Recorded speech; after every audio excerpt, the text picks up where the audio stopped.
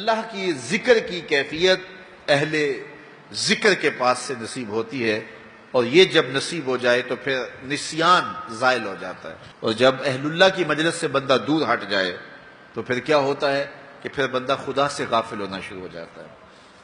نمازیں چھوٹنے لگیں گی، سستی ہوگی، غیبت، برائیاں، اور کیا کچھ زندگی کے اندر پیدا ہو جائے گا۔ وہ کسی زمانے میں ایک گاؤں کے مولوی صاحب کے بارے میں یہ خبر پہنچی کہ انہوں نے اسلام کو چھوڑ دیا ہے اور عیسائیت قبول کر لی ہے۔ تو جو قریبی شہر کے علماء تھے انہیں بڑی تشویش ہوئی، تو علماء کا ایک گروہ ان کے پاس گیا اور جا کے کہا، حضرت ماجرا کیا ہوا؟ انہوں نے کہا، جی میں ایک دن نماز پڑھانے کے لیے صبح فجر کے وقت نکلا، ٹھنڈے پانی سے وضو کیا تھا، سنتیں پڑھنے کے بعد نماز میں ابھی وقت تھا تو میری آنکھ لگ گئی، تو اچانک اقامت ہوئی تو میں اٹھا اور مصلی کی طرف دوڑ پڑا۔ پھر مجھے خیال آیا کہ میں تو وضو کرنا ہے، لیکن میں مصلی پہ کھڑا ہو چکا تھا، اب یہاں مصلی چھوڑ کے جاؤں تو نمازی کوسیں گے کہ پہلے کہاں گیا ہوا تھا۔ تو اسی گو مگو کی کیفیت کے اندر میں نے جو ہے وہ نماز پڑھانا شروع کر دی، لیکن میں ڈرا کہ میں مصلی رسول کی توہین کر رہا ہوں، بے وضو نماز پڑھا رہا ہوں، تو کہیں اللہ کا عذاب میرے اوپر نازل نہ ہو۔ تو میں ڈرتا بھی رہا، لیکن ساری نماز پڑھائی، میرے اوپر کوئی ایسی کیفیت اللہ کے عذاب کی نہیں آئی۔ سارا دن گزر گیا، اگلی رات بھی گزر گئی، اگلے دن فجر کا وقت آیا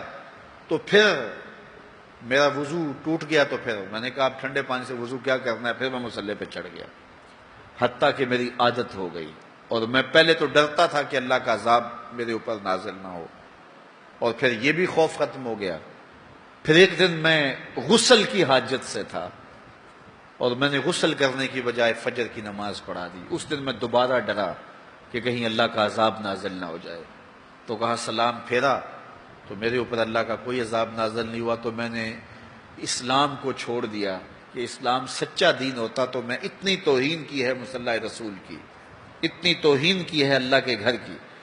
تو میرے اوپر کوئی عذاب آتا، تو میرے اوپر کوئی عذاب نہیں آیا، تو میں پھر واپس ہو گیا، تو میں عیسائیت قبول کر لیا۔ تو علماء نے کہا کہ تیرے اوپر کوئی عذاب نہیں آیا، اس سے بڑا عذاب کیا ہو سکتا ہے، رب نے اپنا دین چھین لیا ہے، اس سے اور بڑا عذاب کیا ہو سکتا ہے، اس نے اپنا پیارا دین، محبوب دین تجھ سے چھین لیا ہے، اب جا بھٹکتا پھر، دھکے کھاتا پھر، تیرے سے وہ جو نور تھا وہ تو ہم نے نکال لیا، اب ایک بت رہ گیا۔ یہ سزا کتنی بڑی سزا ہے، لیکن انسان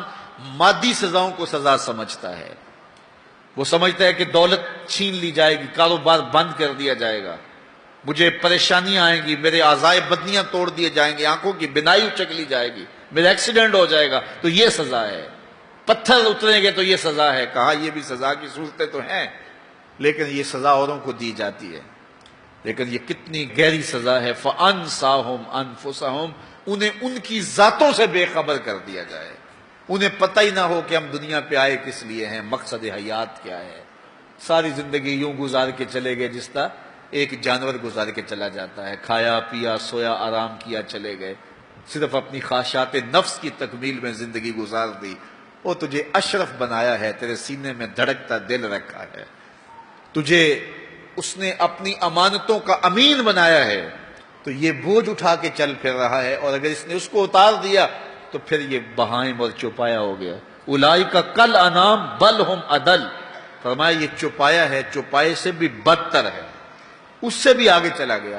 تو اس لیے جب اس سے وہ دولت ہی چھین لی گئی تو اس کے پلے باقی کیا بچا؟ تو اللہ مجھے اور آپ کو توفیق دے کہ مقصد زندگی ہمارے ہاتھ میں آ جائے، جس لیے ہماری تخلیق ہوئی ہے، اللہ کی معرفت حاصل کر وہ دولت ہمارے ہاتھ آ جائے۔ اگر وہ دولت نہیں ہے تو ساری زندگی برباد گزر گئی۔ اس لیے خندق کھودتے صحابہ پر جب پیار آیا تو یہی کہا، اللہم ان العیش عیش الآخرہ فاغفر للانصار والمہاجرہ، اے اللہ زندگی تو حقیقت میں آخرت کی زندگی ہے، میرے انصار کو بھی بخش دے، میرے مہاجروں کو بھی بخش دے۔ تو زندگی مانگی تو وہ آخرت کی زندگی مانگی۔ اللہ مجھے آپ کو اس مختصر زندگی کو یاد الہی میں گزارنے کی توفیق دے۔